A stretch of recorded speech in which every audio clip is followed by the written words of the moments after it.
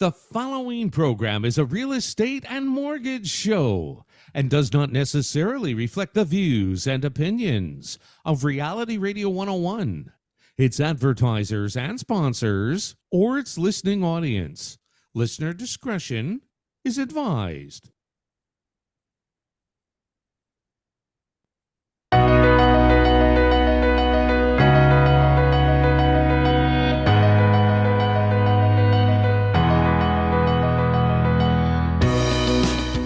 Good morning and welcome to Your Home, Your Money with your hosts, Randy, Jackie, and Anthony, right here on Reality Radio 101.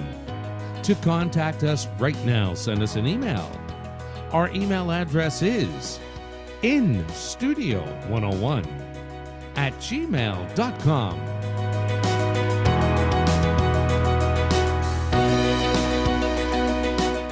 And now, ladies and gentlemen, right to your host of Your Home, Your Money, Anthony. Good morning. Good morning. Looks Good like morning.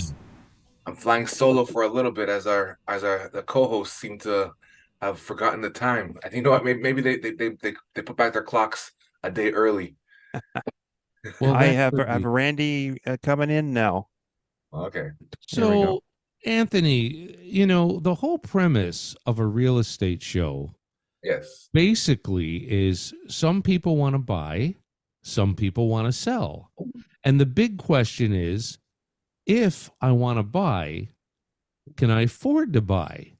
And if you're going to sell, how do I get the most money in today's market? What advice would you have for the person that wants to buy a property and the people that want to sell? Well, that's a big question because it really depends on, there's a lot of factors, right? So if you want to buy, there's a lot of things you want to look for. Well, for first off, can you afford the home, right? So especially right now with the pricing, not so much the pricing, because the pricing, while it has still gone up, even year over year, which we'll talk about a bit later in the show, the market watch that come out recently, prices have gone up, but it's not just the prices that are going up, it's the costs are going up, right? All the costs, whether it being the costs for the home as prices have gone up, the cost for your mortgage because all these crazy rate hikes that have happened over the last few years, the cost of living in general, right? Everything costs more. We last year we had the big talk about the inflation year over year, and they're not talking about it much still, but for all of us who are living, we're all feeling it, whether they're talking about it or not, right? Go fill up your car and see how much it's going to cost you. Go to the grocery store with less than, right now, say $200, and you'd be lucky to get a basket full of goods, right? So as a buyer, you really have to you have to weigh all these things, and you kind of have to see like what can I afford, where can I afford it, and what do I need or want for my family, right? So there's a lot of things that go into it. The first thing is, do you have the down payment, right? So And normally, while you're stating all these facts, Yeah. let me interrupt you to ask questions when you state something. Okay. Number one, when you're looking at a down payment, is there a percentage that a lender would ask for, or is it dependent upon the cost of the home? It's the well, it depends. For the deposit, in terms of what you actually have to have by law, depends on the price of the home. So under $1 million, you can go through CMHC. So under $1 million, up to 500,000, you can go as low as 5% down. But as you get close to $1 million, that price increases from the 5% up to 20%. Right. So once you Okay. get to $1 million, you have to have at least 20% down. Okay, so we're looking at, for $1 million home, 200 grand, right? Yes. So, which is very, very expensive. And right now we broadcast from Canada for our worldwide listeners. We're in what we call the GTA. We'll say it's the Toronto area where we are, the Greater Toronto area. And in that particular area, would you say it's a buyer's market or a seller's market right now? Right now in Toronto, homes, like depending on where you're looking at in Toronto, homes are staying on the market for quite a long time. Like months of inventory, I believe in King right now is around 5 months, which is getting towards that buyer's market where homes are sitting for a lot longer. It kind of depends on where you're looking in Toronto, but I would say it's still, I wouldn't say it's a seller or a buyer per se. It's trending towards mix, but it's it's just really, to be honest, it's just a crazy time overall with all these different factors that happened over the last year or so. I don't think we fully settled into our normal market. It might take another little while, especially as Randy always says, with the rate hike I guess impact taking around Cameron says like a year and a half or so to actually take place. So it's I would say right now it's I wouldn't call it a buyer or a seller market right now. I'd say it's probably, in my opinion, more like a mix and more just It's who the a hell knows. neutral. You're in a neutral factor. Balance. I don't even know if I'd call it neutral. It's just Balanced. A balance factor. There is. Balanced market. Randy, welcome to the show this morning, Randy. Thank you. We live? We are live. I heard the reason you're late is you couldn't find a sock. Is that true? No, but Okay, no problem. But Zoom Zoom has certainly wanted us to update and all that stuff, so we weren't really totally prepped. But I did like what Anthony was saying there. I agree with him. I think we are full-fledged balanced market, but it feels like a buyer's market. So, buyers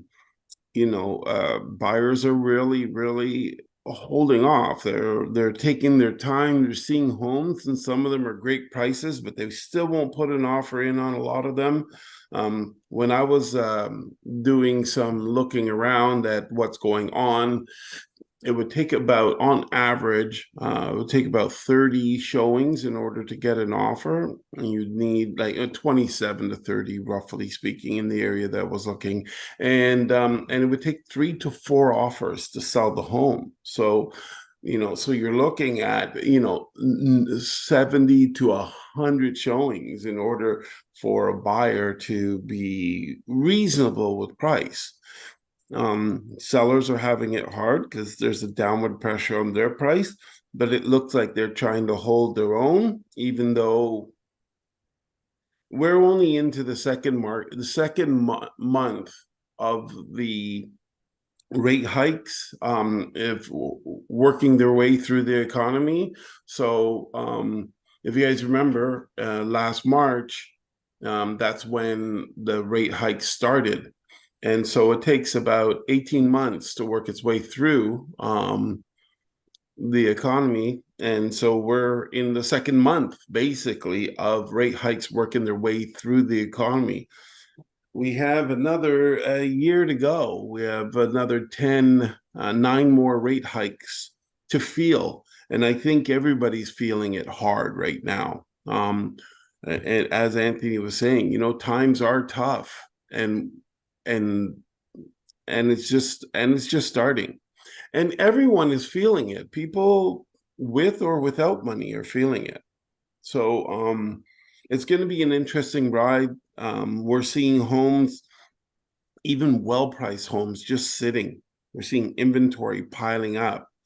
That's usually not a very good sign for real estate. That's usually a sign that it's going to quickly turn into a buyer's market. And in fact, we do see buyer market statistics, especially in the condominium and the high-rise sector. We're seeing that that inventory pile up to such a phase where there's 6 months of inventory and more. And that's in the high-rise sectors. We're starting to see that in the low-rise sectors. Low-rise sector being detached homes, semi-detached homes, things that there are no maintenance fees, has a little bit of land. So I think that's the main issue with condos, because like with a condo, you have your mortgage payment, then you also have the maintenance fee, right? Where if you're going to be paying the crazy prices, I think you're kind of dissuaded from looking at a condo, especially when you have to take into account the maintenance fee as well, especially if the prices aren't too far off in terms of between the condo and the detached or the semi-detached / townhouse. Yeah, definitely. We did have our grand opening last week, and we did a show as well, and it was really, really good. I know it was really fun. We had quite a few people that showed up for it as well. I think we were probably hitting about 100 people through there. We had close to like 50 people register for the prizes. So it was a kind of a good show. So we're supposed to do the spin and everything for prizes. I think what we'll do, there are a couple of things that we're changing up with how it is that we want to approach our business. Since we're now officially open, our main objective is not necessarily buying and selling homes. I know it is in terms of that is real estate, but we are a little bit different here. And so I think our main objective is going to be having people who like and trust us, that want to follow our information, that want to be part of our inner club per se. And so we've sort of got this VIP registration. And a VIP registration is just basically different ways in order to communicate with our clients, communicate with our community. And we've never ever done this before, so we've got our very first VIP, which I would like to do a little presentation to him. We won't do it this week, we'll do it next week. But one of the things will be, special access to us or our office, once we have all the proper documentation, then we will extend things like that. We want to offer him and his family a stay in Barbados for a week. Yeah, so he'll be our very, very, very first VIP. And what is a VIP? Well, if you're not going to make your entire career all about selling homes, which we are not going to do that. That's maybe where we want to be different, because we're trying to figure out how it is that we can really get our point across that we are not salespeople. So one of the ways would be that we don't count sales. Our accountants will count sales. Those people, well, you'll have to go to them to get those kind of numbers. But for us, what numbers are we going to track? And that will be people who really know, like, and trust us, our VIPs, which is people that we know their names, we know their addresses, we know their emails, phone numbers, we know their social. And we know the most special day of the year, which is their birthday. And you're thinking, well, why would that make them a VIP? Well, what that means is that if we put out anything on social, or we put out information through email, or if we are having a special event and we need to call our clients, we're able, or we can send out texts. We are able to communicate with our VIPs 100%. Doesn't matter which channel we choose to communicate with. And so the theory is that in that communication, our VIPs will know what we're doing. They will see what our activities are, and then we become top of mind with them. And so when they do want to buy or sell, or if they know anybody wants to buy or sell, that they would then extend an introduction to us. And so that is sort of like the route that we want to go. And then we give out information. Our VIPs can call us anytime to get information on anything real estate related, and we help in the best way we can. And so our goal right now is to begin to boost that number. And so that's where we're going now. On top of that, as you know, Anthony, we have hundreds, if not thousand plus people who do interact with us through a community, but we don't have all the same data points on them. So we'll have, on some people we'll have 2 or 3 or 4, and some of them are even 5-star. But very few, well, actually only 1 is a VIP. So I definitely wanted to big that up for the next show. I want to do something special for our VIPs. We will be having special days and special events for our VIPs. And right now, there's a home show in November. It's the winter home show, the cottage home show, Cottage for Life, and Christmas show. We're giving away like $30 tickets and to a VIP. So we have 2 more people who are registering to be VIPs. Those 2 are gone. We'll have 3 more tickets that we'll be able to do. And Anthony, the big thing will be for us is to have 20,000 people over the next 10 years, 20,000 people who know, like, and trust us and are registered with us as VIPs, proudly registered with us as VIPs. And so that's what our goal, that's what the new mission is for our opening. It's kind of different. We'll see how it works. We shall see. Time will tell. Because everybody's saying, well, how many transactions? How many this? It's like, dude, I don't know. We don't try to make our clients buy things, so we don't grade things that way. So we're going to see. It's going to be interesting. Definitely no investors appreciate this talk. Definitely, no sales gurus. None of the sales gurus can appreciate it, but it is what it is. We are different. But we perform similar tasks in the sense that we do buy and sell homes, just like other realtors, but we do it a little bit differently. I was going to say one more thing. I was talking with a friend who is just straight up, he's a straight up bang, bang, bang numbers guy. And he's saying, well, that doesn't make sense. How do you differentiate? There's no difference. And I guess that's where the challenge is. How do people know that we will be there for them, not for a commission check? And it's a really tough thing to articulate because most people say, hey, I'm totally honest. I'll be there for you and all that. But meanwhile, they come up with all the sales techniques that are being taught by all the real estate coaches to close deals, which is really not about the customer. It's about your transaction, but the customer benefits in the end because they got their house and they've moved on anyways.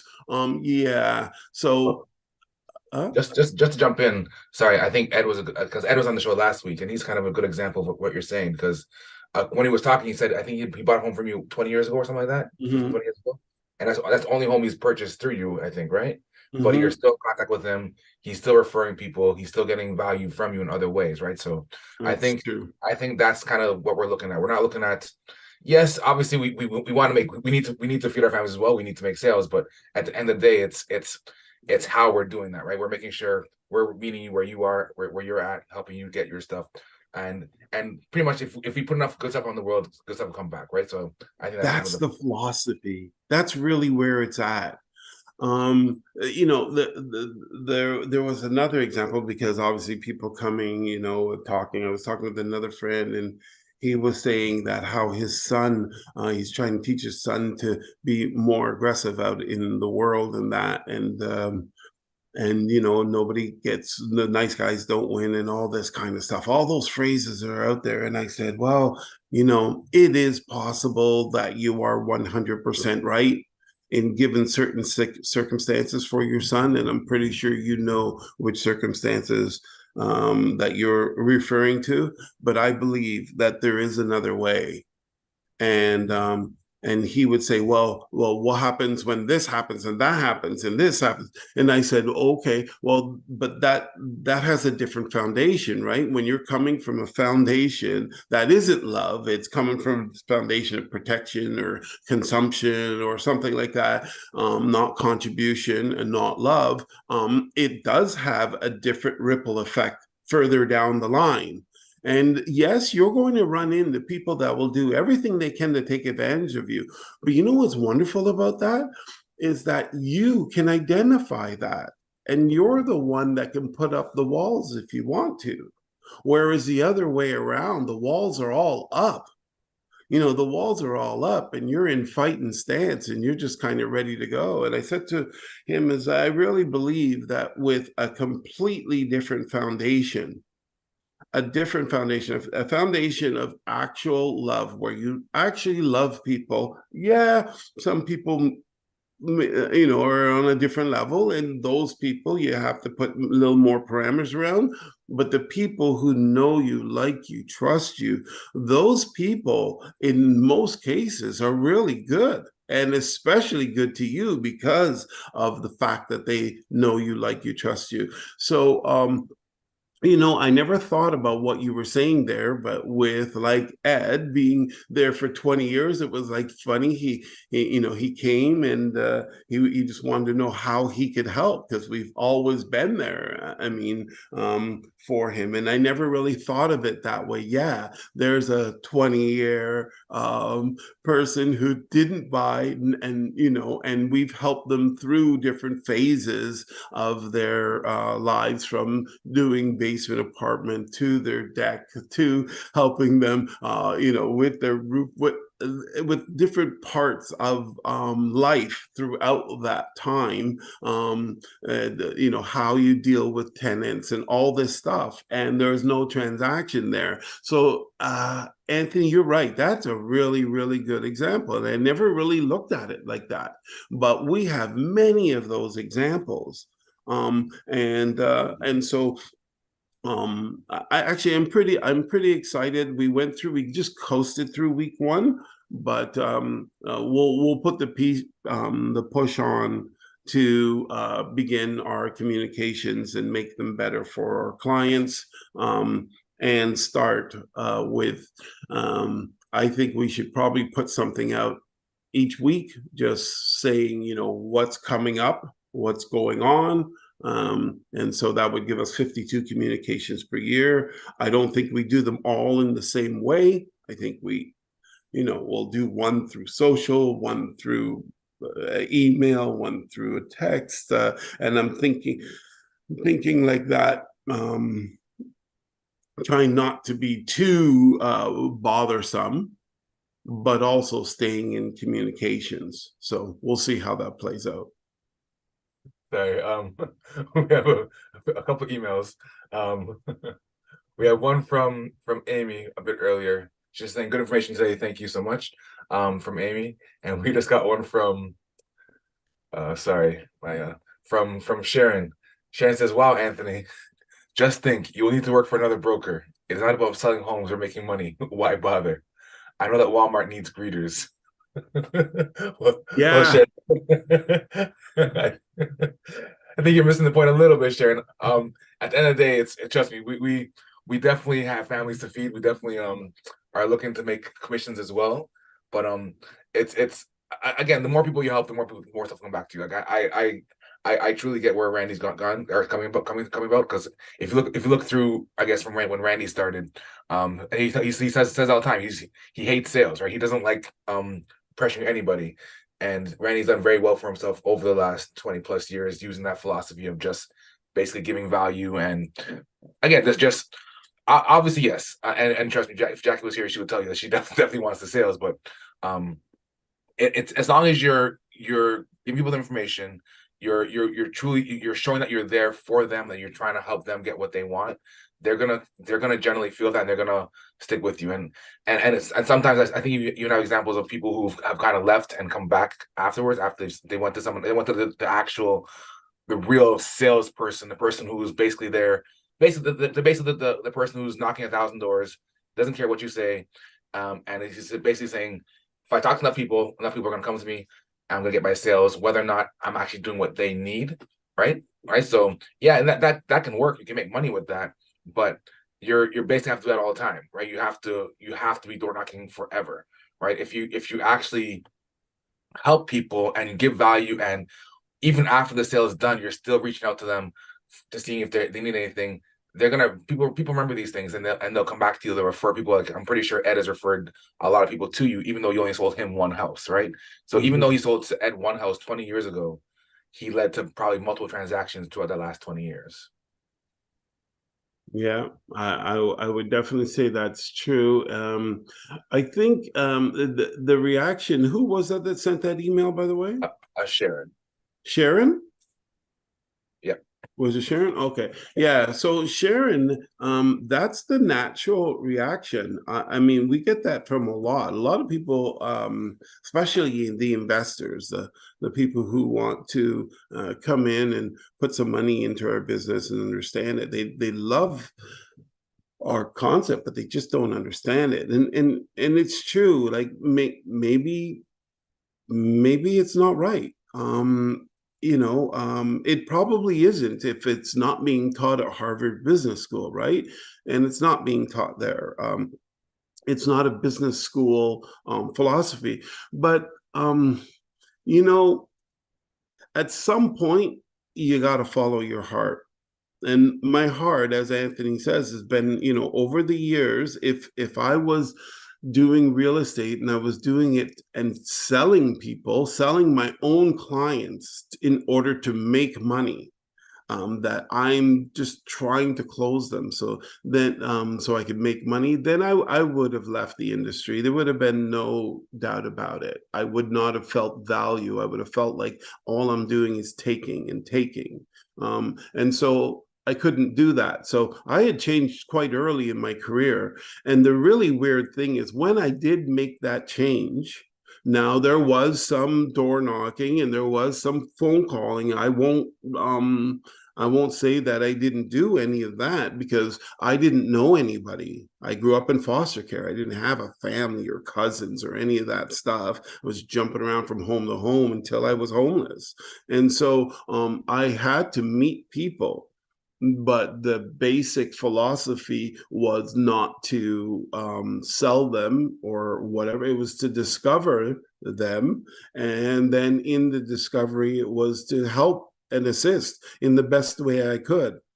And so, the one thing is, if you're a realtor out there and you want to sort of like test and see if someone is there for their clients or if they're there for the sales, just go and see all the services that they offer to their clients. Because if you're just there for the clients, then you're just trying to pull up a commission check. But if you're there to service them, then you're going to have all these little systems in place where you're trying to add additional service. So so that's sort of one thing to look at. We are open now, but we did have a gentleman who was going with a company called Forest Hill, which is a company I very much admire. And I showed him some of the things he's doing. He was freaked out. And he wanted to know, what, like, can he come here? And I says, well, you know what, to be honest, we are not poachers. We are not, and this is where, again, you're going against the business world. When you have agents out there, all the brokers are fighting for the different agents to join their brokerage. But in our case, we're not really looking for that. As a matter of fact, we haven't really even set up. We have our core five, and and we haven't set up to even look for more people. But when we do, it's going to be hard. Not anybody can come and join. We're not necessarily looking for the movers and the shakers to do all kinds of transactions. We're looking for people who will be more subservient to their clients and be more service oriented and try to solve their problems more so than try to squeeze them into a property and sell them one. And so it is like different. The average realtor out there is not someone who we would actually would even be a good fit. And it's kind of mind blowing that you get into a business and then you start realizing how much of a non-business you are. but interesting world. But Sharon, you're not the only person who feels the way you feel about this. This is very common comments that we get. So let's see in a year, 2, 3, 5, if this concept works. And a part of me that feels confident that it will work is when you look at how a lot of these now major companies that didn't exist 5 years ago, 10 years ago, have now come and taken over everyone else, and so what they did is they came out giving. They came out giving and then they started with, okay, well, we gave here, this system cost us X amount, let's charge some pennies for that. And then they attracted a lot of eyeballs. Oh, let's do some advertising for that, and that's what they did. But they were on a giving platform. So in our sense, having a giving platform, I think, really makes sense. And then how we charge is that if someone does do a professional transaction with us, there's new legislation coming down the pipeline that won't allow us to do this, but anymore. The government is stepping into our industry and changing some things. And one of the things that they're changing, we used to, if somebody had a transaction between a father and a cousin, between a cousin and an uncle, between these kind of things, we would do the transaction absolutely free. We would do the paperwork for them free. They already found their buyer and seller. They don't need us. But what they do need is they do need a professional contract given specifically on their situation. And they can go to a lawyer, and the lawyer's going to charge them whatever the lawyer is going to charge them. And it's not going to be cheap. But our contracts are way better than the lawyers, because lawyers only do a contract once a year, once every 5 years or something like that, whereas we do them every day. And so we would do those transactions for free, and they wouldn't. And we have other people who were looking at buying from someone who was selling the home themselves, and they needed help with and we would again do the transaction for them for free. This is what we were doing before anyway, so it's not a big shift or anything like that. What it is now we're going to announce it to the world, because before we only told it to the people that were around us. It was only the people who knew us, who were involved in that transaction, that would know. But now we will, I guess, announce our good deeds around the world and see how people take that, and see if someone like Sharon turns around, changes her idea, and thinks that, hey, it's a wonderful one. Let me send everybody to the Your Team Pros group down there. Yeah. So what time? 10:30. I want to run through some market watch. Do you have a story to tell or anything? You good? Oh, you're on mute. You're on mute, Anthony. My bad. Mhm. Yeah, no, yeah, we can go ahead. Like, I have like a few. We kind of touched on it at the beginning of the show with well, I didn't we touch with basically kind of how the market's kind of crazy, where it's just with all these different factors that have played over the last few years. It's just a lot of weird stuff happening where like even like the pricing is still going up a little bit. I think year over year we're like 3.4% up. However, the prices are going up, but the demand's also going down. It's a weird kind of it's weird overall. But you can go ahead, because I might have to jump off a bit early anyway. So I'm sure you have a lot of stuff you want to talk about in terms of the market. So you can go for that right now. Okay, excellent. So what we're going to talk about today is that we're in November now, so the October market, the fall market's officially done. We're entering into our winter season, and so we are assessing what happened last month. Now, it's really important to understand that different communities, different pockets have different results.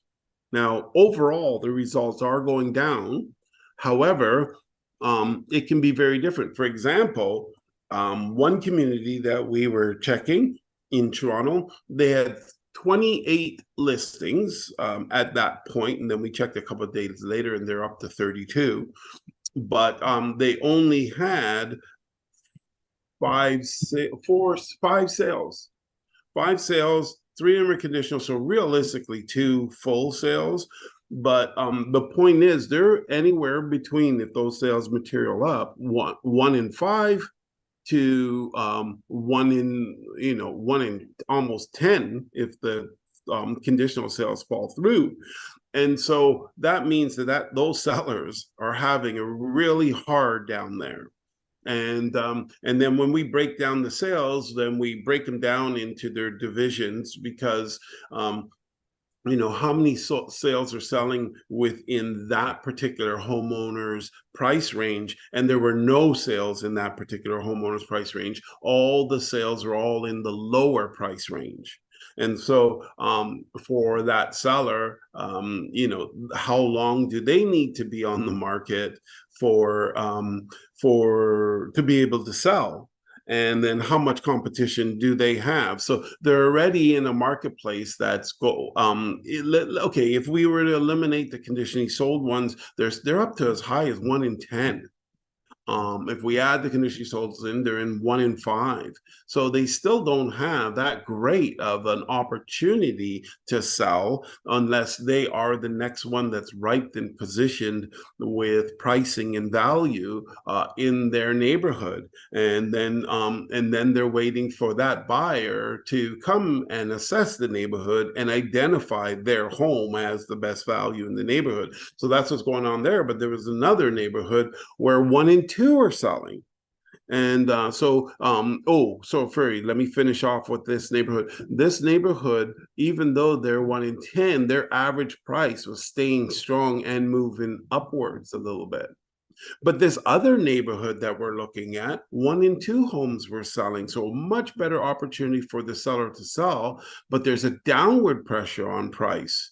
So inventory is piling up there and prices are coming down. Detached homes are starting to have reduced values on sales, and therefore affecting the other ones, the semis and the freehold towns. And so they have a slightly different problem. So if you can be better than your competition, you have a 1 in 2 chance of selling. However, if you don't price it right, 3 weeks ago, 3 weeks from then, you're already not in the right price range because the prices have moved downward. So I think it's really important. The moral of that whole story was that each neighborhood has its own little twists in it, and you're going to want to know the statistics for your neighborhood specifically so that you can begin to learn how to navigate that market to position yourself in the best position in order to get your home sold. And in some situations, based on some home seller's situation, they're not going to be able to sell, and they don't need to go to the market to find that out. The information is all there. And with the price that they believe that their home is worth, when the market is believing something or showing something completely different, they will not be able to sell. It's hard enough to sell in this marketplace to start with, but if your value isn't there, you won't be selling, so that you can know that you'd be wasting your time making that attempt. Because in some cases, it's really important. What we're finding in this marketplace is really important that you understand, because if in some people, their home doesn't value right now what they paid for it, and they need to get rid of it because the interest rates are too high.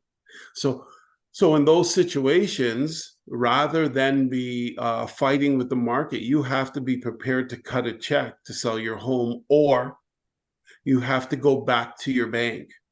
And this is where not being someone who is not a salesperson, doesn't mind helping the person to go back to their bank to negotiate lower fees and not have a sale.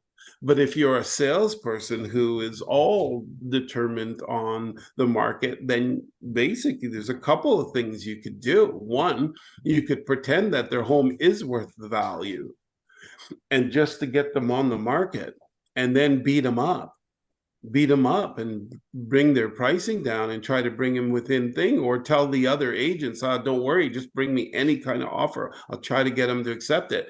Beating the client up, that is sales, and that's the stuff that we will not take part in.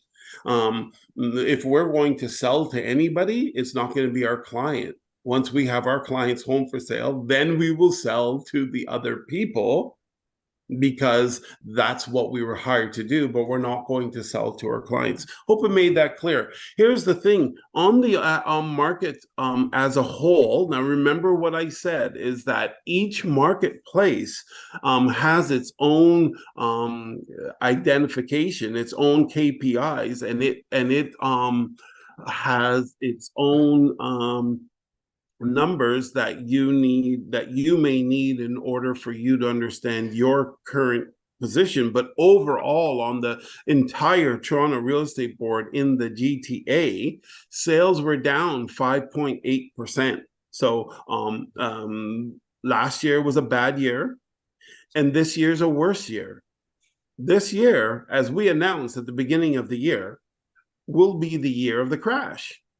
You see, a real estate crash is when the average price actually drops below the previous year's average price. Now, last year, when everybody was calling a crash, but what we were saying it was an adjustment, people were saying, well, you're crazy. Is this a crash? Because the prices were coming down hard. That's true. They were coming down hard, but they went up so fast in the early part of the year that they were just adjusting during that year. So last year, the average price overall was 1.188 million.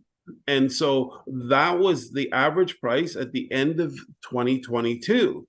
When the average price at the end of 2021 was 1,095,000 instead of 1.1 million. So it was higher in 2022 than it was in 2021. And that's why 2022 was not a crash.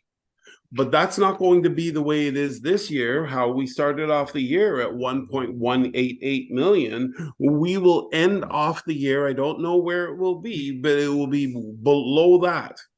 And that's where we have a negative average price year over year, and that is a crash. Okay, and so we are 100% going to experience that this year, even though this month the average price did creep up a little bit. It creeped up 3.8%. Hold on, no, 3.5%. So it creeped up 3.5%. So the average price did move north. If it continues to do that, who knows? Maybe it could make a liar of me that the market balances or something like that. But I strongly doubt it. I believe that the market is going to, by the end of the year, make its way out to be a negative average price overall. And it will be one of the very first real estate crashes that we've had, year that crashed that we've had since 1996. Okay, and so the average price again went up 3.5%, but new listings went up 38%. So imagine this. Imagine that you have your sales are declining almost 6%. And imagine, well, inflation is going crazy. Inflation's at 3.8%. So our average price going up 3.5 is not even keeping up with inflation. But inventory is piling up. Inventory went up 38.1%. But then if you look at the active inventory, what's actually on the market, not just new listings, it's up over 50%. So, those are some chilling numbers to be having all that kind of inventory, which means buyers are getting more and more choices. So this is good for buyers. Okay, and we haven't seen a buyer market in a very, very long time, so we're very due for one. But to have more and more inventory, that gives buyers more choices, more homes to look at. They don't have to fight for the very few homes that are there on the market. So does this mean that we are no longer in a housing crisis? That we have enough houses now available to satisfy everyone? Well, no, it doesn't mean that. All it means is that we have enough houses to satisfy the demand for the people who are willing to buy a home. Who But can afford? who can afford and who are willing to buy a home. It is a lot tougher. The banks are a lot tougher now. The appraisers are a lot tougher. Everything within the marketplace has tightened up much more. And because of that, what we're seeing is inventory piling up, sales declining. Sales declined almost 6%, and inventory is up almost 50% or more than 50%. So yeah, kind of a tough marketplace for sellers right now, and it's looks like it's going to get worse. So why would I say it looks like it's going to get worse? We're going into the winter season. The winter season always gets worse in real estate. So then we're going to head into the spring season, and that's where we're going to really be testing the waters. What kind of marketplace are we in? Then so we got sales to new listings trends at 47.3%. So it's a decent trend. It's in the balanced market range. Which means that neither buyers nor sellers are having the huge advantage in terms of the sales versus the new listings. However, when we move to months of inventory is still showing that that sellers have the upper hand. However, this is over the entire GTA, and there are very few communities who are actually really experiencing the upper hand. The average sales to list price has dropped below 100% for the first time in a very long time. It's at 99%. Back in the day, when I started in real estate, that was between 97 and 98%. So we're starting to move back into those days. Now, in those days, it did take us several months to sell a home. Homes weren't being sold in days. It was days on market, and there was always 3 digits attached to it. So now we've been in the 2-digit days on markets for quite some time, and what we're starting to see there is that the days on market are taking longer. The inventory is piling up. The average sales to list price is starting to move down, which means there's less competition fighting those prices up. So overall, what we are going to what these things are telling us is that there's a downward pressure on the pricing market right now.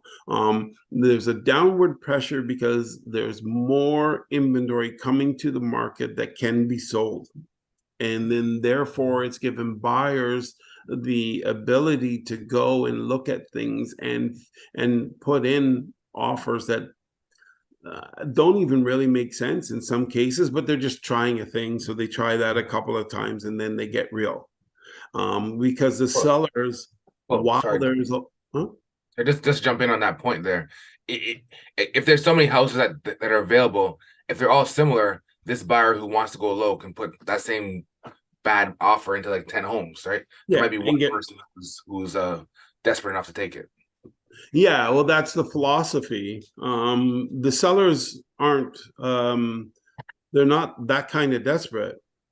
Yeah, the majority, you got to find the right one, because the majority of them aren't that kind of desperate. They're just like saying, screw it, I'll try it in the fall.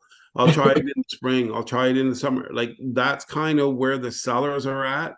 Even though some of them are losing their home, power sales are up like crazy. Although there's not a lot of them in terms of numbers, but in terms of percentages, man, they're doubling, tripling, quadrupling the marketplace because there were none before almost. And now, even with the backlog in the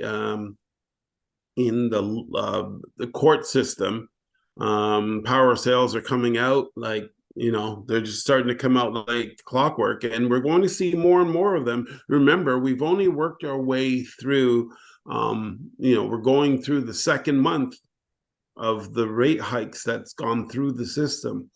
And so we've got a little ways to go before we're really starting to feel what Tiff Macklin would call the pain that they've put through the system.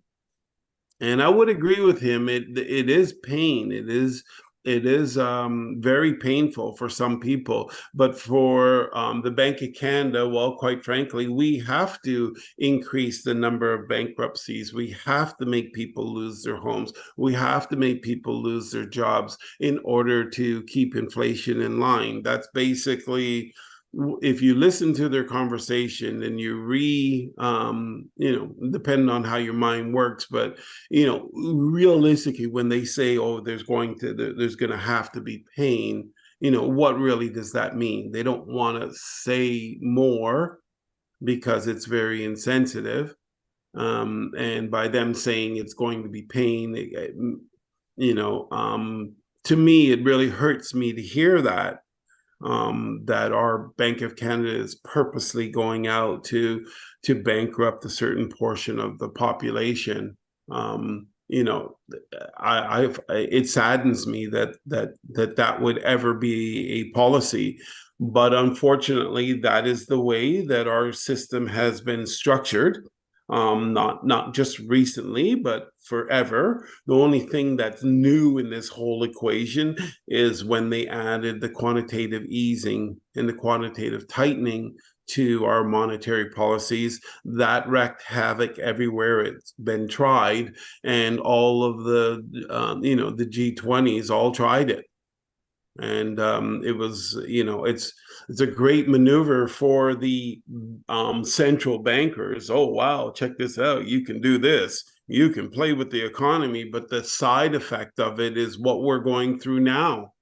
And in pretty much in every case that it's ever been tried, this is how it works.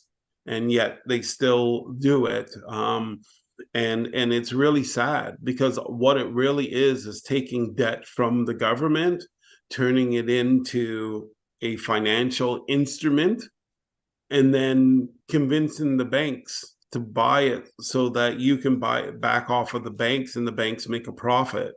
So you're buying this debt off of the banks, making a profit. The banks make a profit from it, and the Canadian people are stuck with the debt. And what's the Bank of Canada do? Nothing. You know what? Maybe it wasn't such a great maneuver, because now we lost $3 billion so far this year. $3 billion this year is what the Bank of Canada has lost with this maneuver. $3 billion. The Bank of Canada has never lost money. So not only are they going around bankrupting people, making them lose their homes and their jobs and all that stuff with their monetary policies, they're also bankrupting themselves with no care in the world. Why? Because it's taxpayers' money.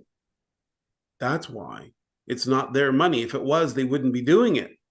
And so unfortunately, this is what we're faced with. And then it's caused, not only has it put the Bank of Canada in a very, very bad position, because they're losing money for the first time in history. $3 billion. Like, they never make on their best year, they'll make $2 billion, $1 billion plus, and they've lost $3 billion so far, and the year's not over. They're going to lose over $4 billion for the year, this year, next year, as long as they keep up this the way that they're running things. And the way that they ran things was that they bought all this debt at a really low price, bought it from the banks, and now they're responsible for paying the interest on that debt because they bought it all back It's really insane, and that's what's going on right now. That's what's causing the havoc within the industry. But I will tell you this: our industry would have went through some turmoil anyways.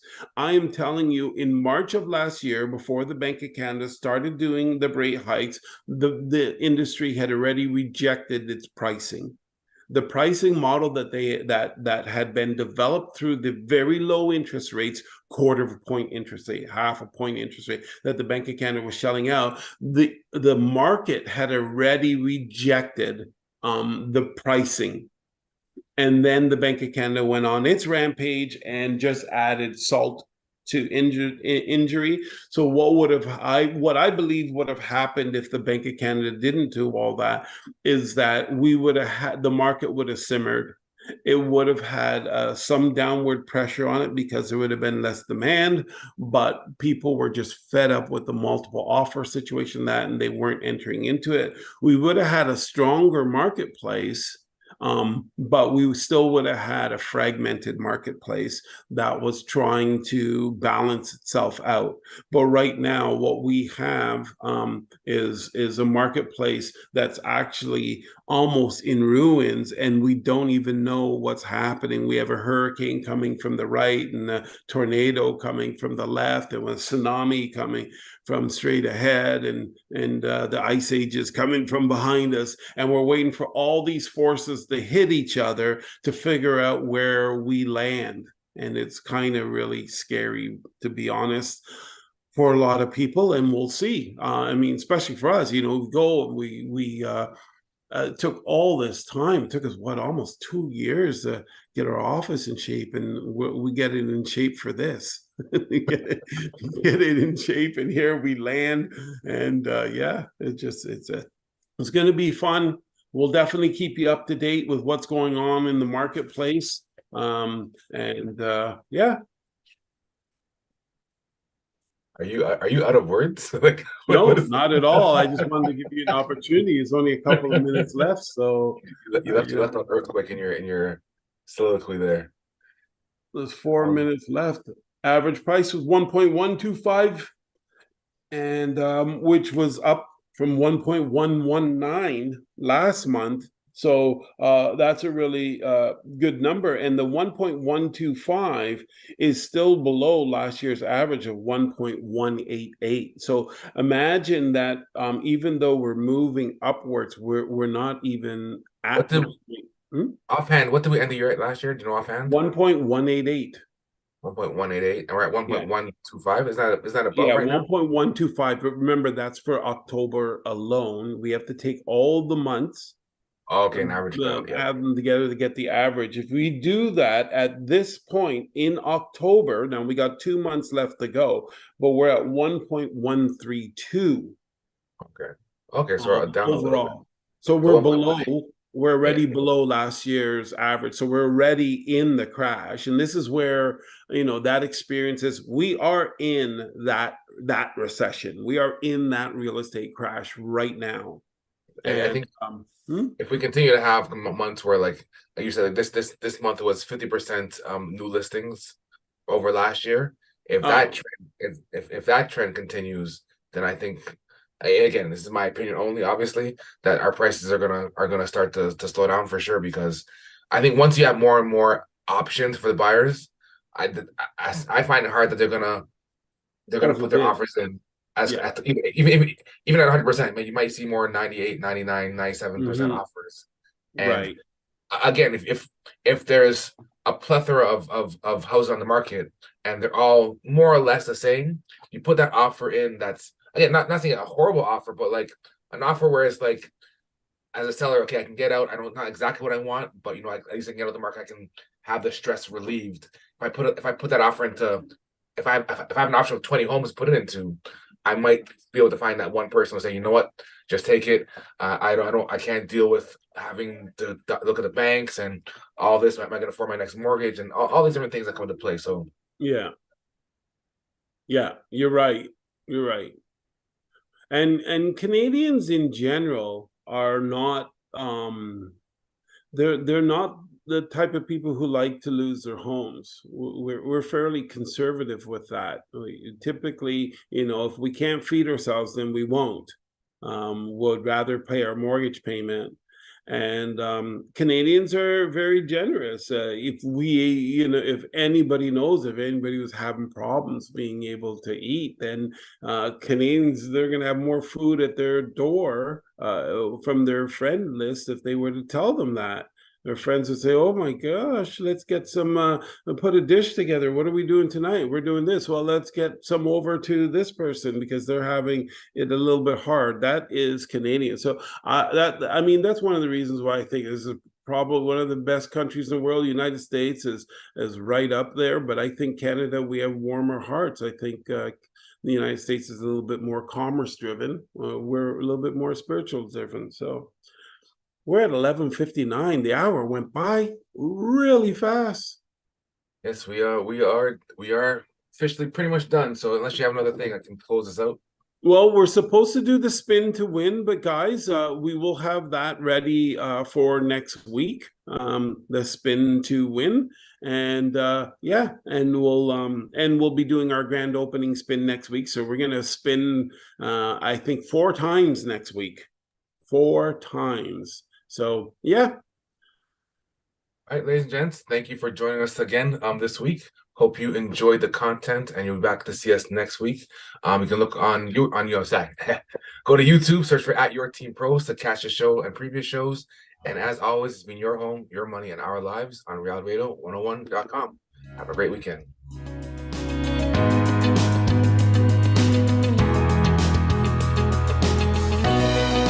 Thank you for listening to Your Home, Your Money with your hosts, Randy, Jackie, and Anthony, right here on Reality Radio 101.